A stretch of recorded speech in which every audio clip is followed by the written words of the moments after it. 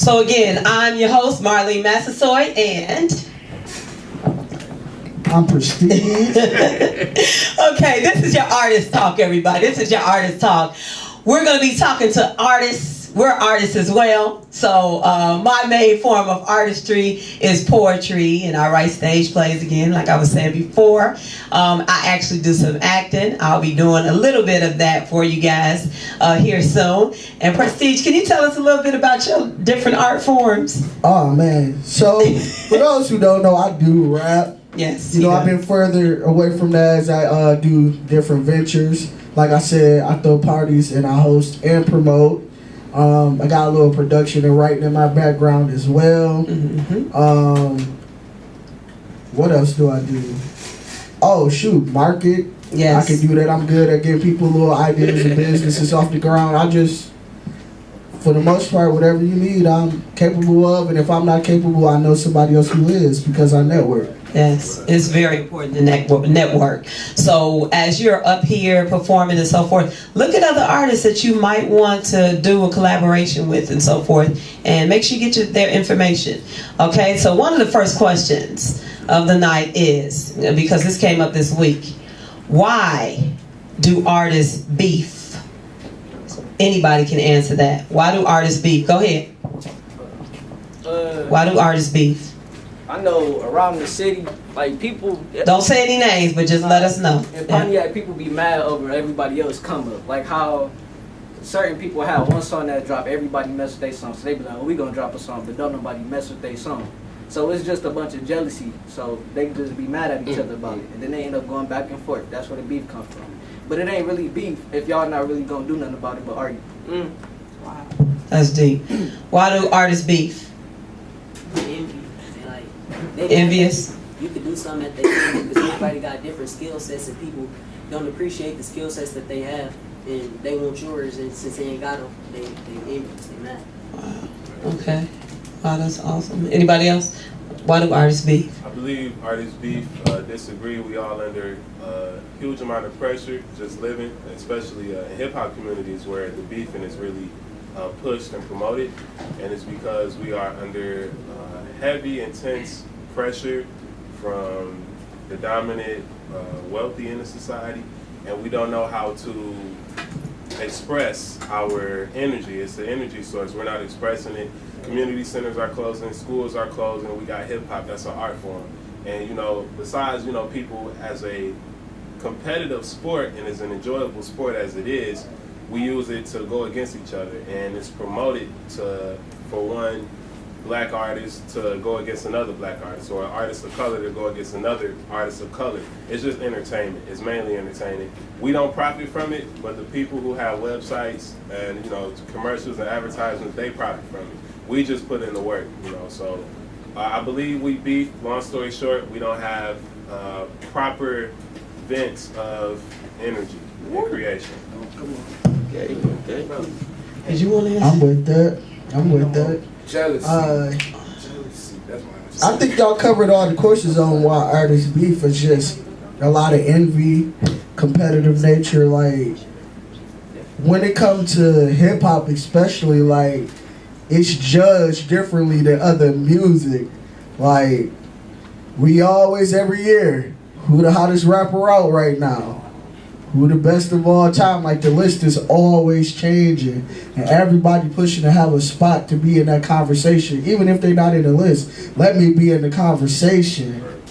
So, like, hip hop fans, you'll probably hear this name with that name, and like that stuff get around. Then artists, they on the internet, they seeing all this, and they might take a shot at somebody, like Meek took a shot at Drake. And that's where it all started. Oh, you don't write your own music.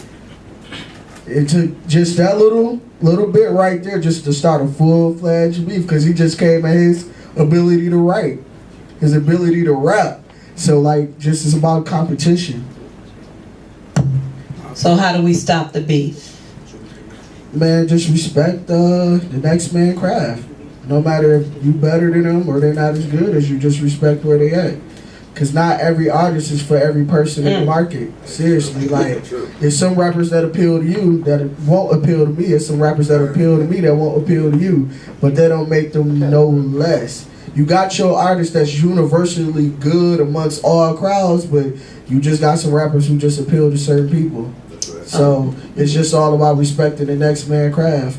Honestly. I'm so glad you said that, because even within this room we have different forms of art. But not to say your art is better than this person's art. This person's art is better. That's not what we're here for. We're here to uplift each other, to bring each other together, because you guys may be able to perform in front of a whole bunch of high school students and they rocking with you.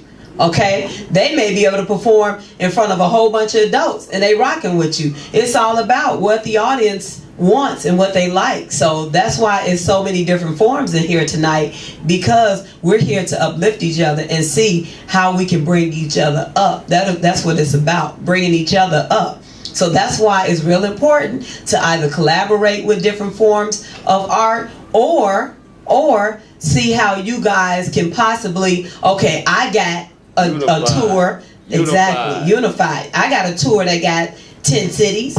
You got a tour that got 10 cities. Okay, let me jump on your tour and do X, Y, and Z. You can jump on my tour and do X, Y, and Z. Artists do that all the time. So let's hear from the audience. How do we stop this beef? How do we stop it before somebody gets shot, killed, all that? The summer is very fastly approaching. We got to come together. Mm-hmm. Work together. We got to work together. That's right. Everybody else, go ahead. Stop the dissing. Stop the dissing. That's very... I got so many people that die from that stuff. It's just all because of dissing. But it really come from the streets. So stay out the streets or something, you know? If you ain't ready for it, don't get into it. But like, to stop You're gonna never be ready for it, Dad. Let me tell you that right now. I don't care. You could be 90 years old. You're gonna never be ready for the streets. You heard me? You're gonna never be ready for that aftermath that comes with those things. Never. I'm talking from experience, not talking from. You never be ready for it. That's all I can say on that. You heard me? No, like just I'm from a bad place. I'm from New Orleans. I'm from the Magnolia Project, Uptown, Third Wall. You heard me? Murder capital of the world for over 10, 13, 15 years. Murder capital. I'm from the bottom of the map. I'm at the top. I'm glad that, and see, this is what we need. We got to hear from each other. It's real important to hear from each other. Not only do we have to hear from each other, but it's my responsibility. You young brothers today, I look at y'all, you under 25, right?